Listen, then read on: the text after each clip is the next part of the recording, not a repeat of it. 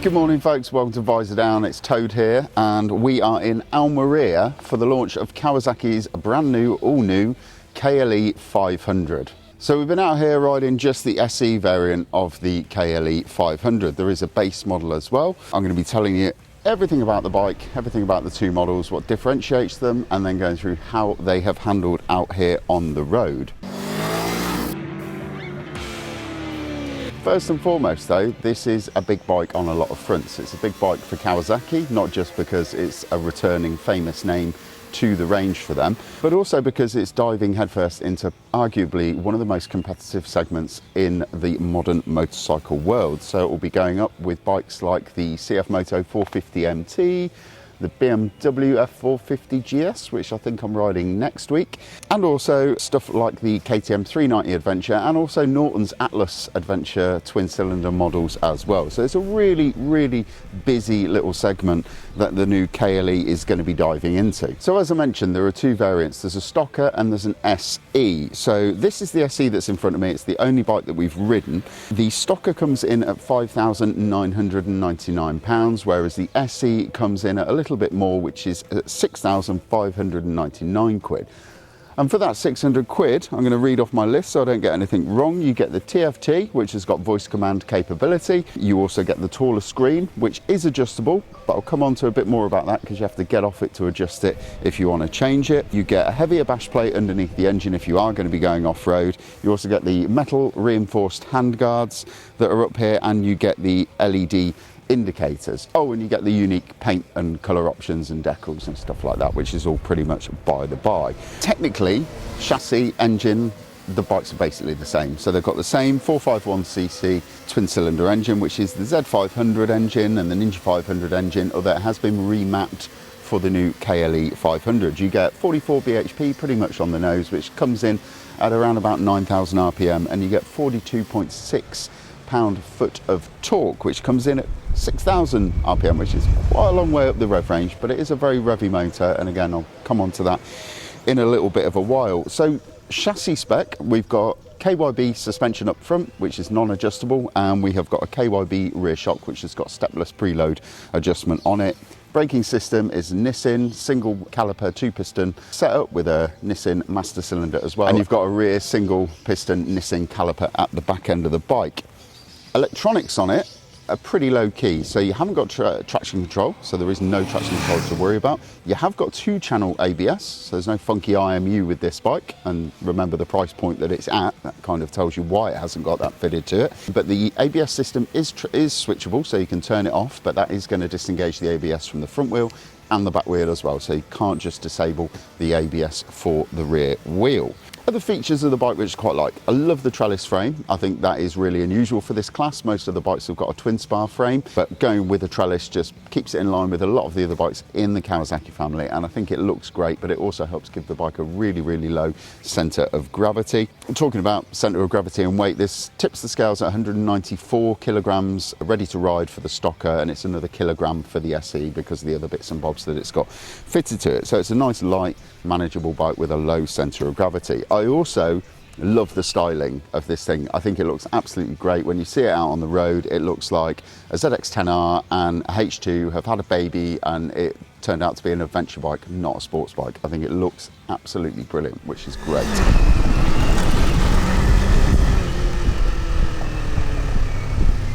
So, this is one of the best bits of our Kawasaki launch. Whereas most manufacturers let you take a motorcycle out of sight, at the Kawasaki launch, they actually encourage it. They give you a tom-tom, it's got the hotel in it, and they say, oh, off you go, see you at the hotel for a beer in an hour or two. Already got the map in it, once it starts working. The only thing is, I can't remember which side of the road to ride on. And where the road is. What a crazy place. More motorcycle manufacturers should do this. It's a good thing.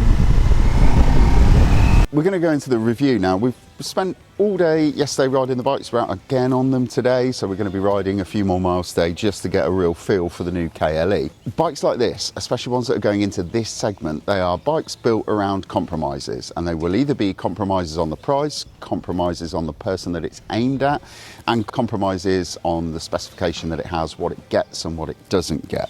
So some of the things that I'm going to say in this review are genuine criticisms, and some of them are because of the compromises that Kawasaki has had to do to deliver a bike for certain customers at a certain price point, and that's really the core thing about this review. I'm going to start at the top. When I first sat on this bike yesterday morning, I'd read in the press pack that this is an 870mm seat.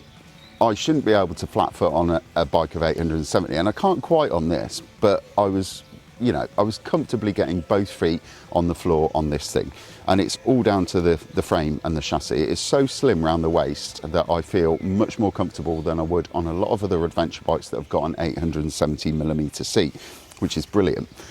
The rest of it, the first impressions, it's all very easy going really. We rode out the hotel, we had about 20 kilometers to get to the first photo point. Lovely twisty roads up here in Almeria, just testing the on-road handling of the thing. And it is just really very easy going and very easy to ride. So the clutch is feather light, the gear change is slick. You haven't got a quick shifter on this one, obviously. You think of the other things that it hasn't got, it wouldn't make sense for it to have. But it's just light, it's easy going. It feels like a bike that anybody could get on it, ride it and have a lot of fun and explore the limits of what it can do without getting themselves into too much trouble. Takeaway that I had from the initial part of the ride yesterday was how spot on the ergonomics felt for me. It's quite a big bike, it's very roomy, but it doesn't feel cumbersome and it doesn't feel like I'm reaching for the bars as I'm making tight turns.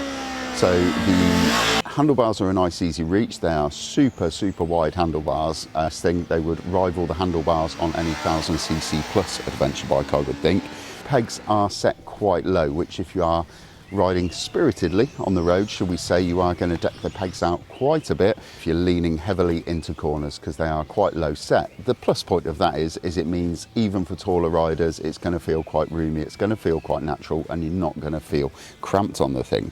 Overall though, for the first part of the ride, I just enjoyed that get on and ride mentality, because you haven't got modes to switch, you haven't got, traction control settings to fiddle with. You just get on it, and if you want the ABS on, ride off into the sunset. If you want to turn it off, you have to press the little kill switch on the left-hand side of the handlebar to switch off the ABS. So it's really refreshing to have a bike that is so stripped back from all of those kind of electronics that we see on all sorts of adventure bikes and super nakeds and sports bikes. It's quite nice to have something that doesn't have any of that, so you can just focus on getting on, going off and having a ride.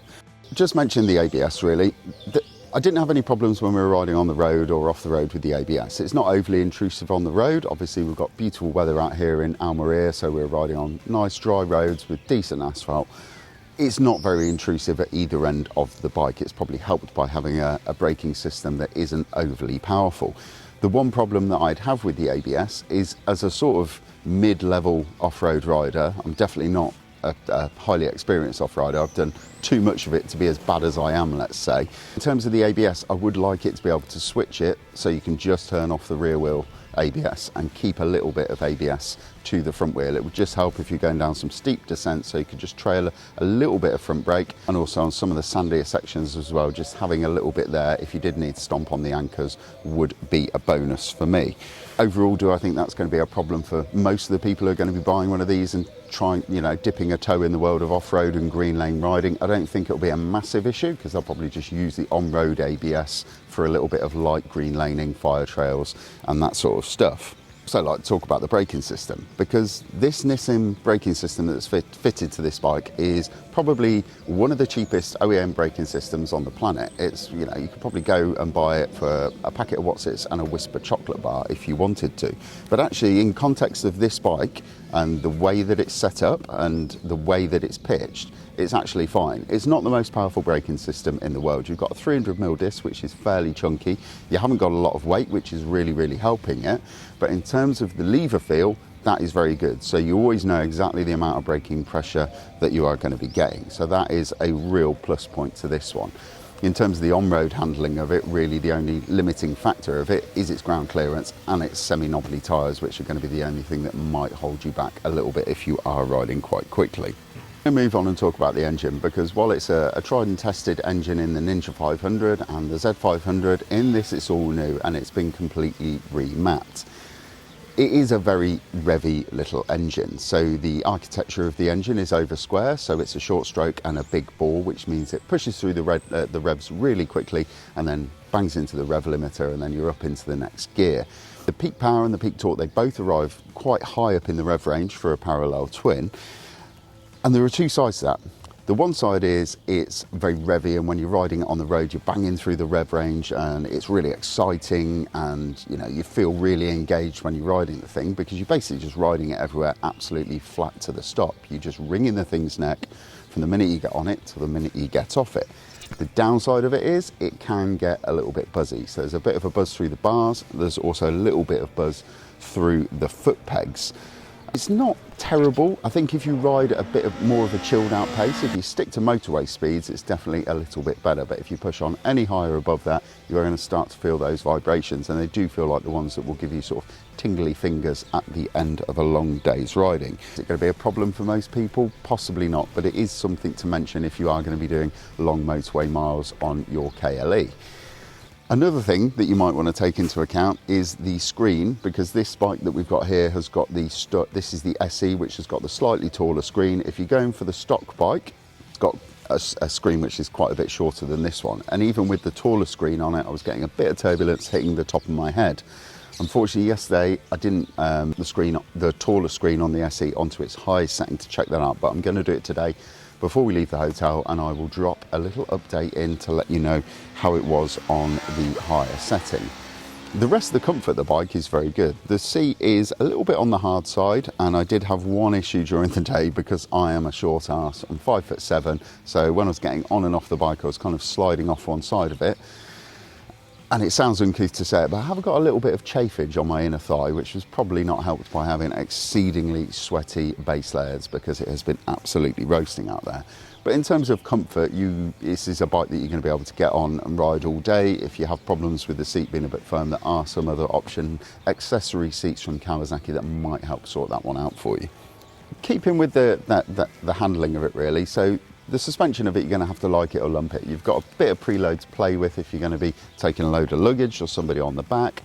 The front suspension, though, I found the front end to be actually quite nice. It's very soft, but what this bike does that a lot of other bikes in this segment don't do is it mates having soft suspension with really nice controlled composed damping. So the damping is what really makes that front end stand out for me, because you can lean on it, you can rely on it on the brakes, and it will dive through the stroke, but it does so in a really nicely composed manner. It doesn't just fall onto the bump stops, leave you with no suspension whatsoever. So that is really good.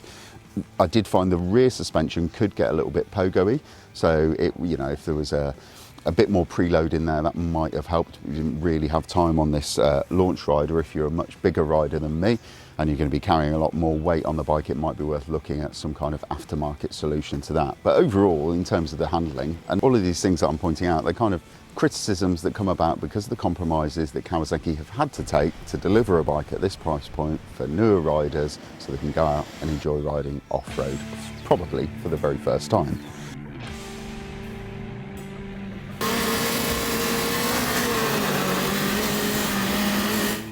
So for Kawasaki, this is a very important bike for two reasons. Like I mentioned earlier on, it's not just the return of the KLE as a brand to the Kawasaki family, it is also a bike that is going to be firing into a really hotly contested segment of the market. And I think for a complete package, what Kawasaki have done with this bike is really very good.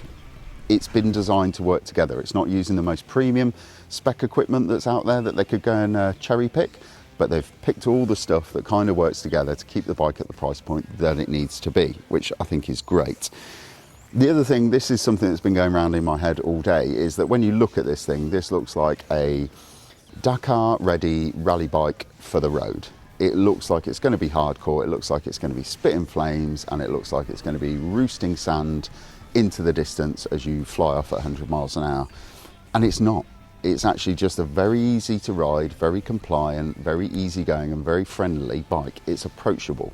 Whether you're a more experienced rider, if you're a new rider and you're just getting started, for instance, it feels like somebody could go do their A2 license test, they could hop on one of these and they would have absolutely no issues whatsoever.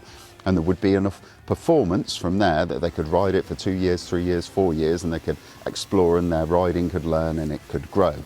The flip side to that is that if you're a more experienced adventure rider, say for instance riding Tenerés or Tiger 900s or something like that, this would be fun for a short amount of time, but you are quickly going to get bored of only having 47 brake horsepower. That said, that goes for pretty much all of the other A2 adventure bikes in the market. I think if you're looking for a bike that you could trail ride, green lane, commute to work on, and possibly do a little bit of mid or long distance touring, it's a pretty good shout. It's a very, very strong first effort from Kawasaki, or their return to the midweight A2 adventure segment. I think it is a very strong effort. Anyway, folks, that is enough from me out here in Almeria. I've been Toad for Visordown. If you like the video, please hit like and subscribe so you can stay up to date with all of our latest content. And for the latest news, reviews and motorcycle features, get yourself over to visordown.com.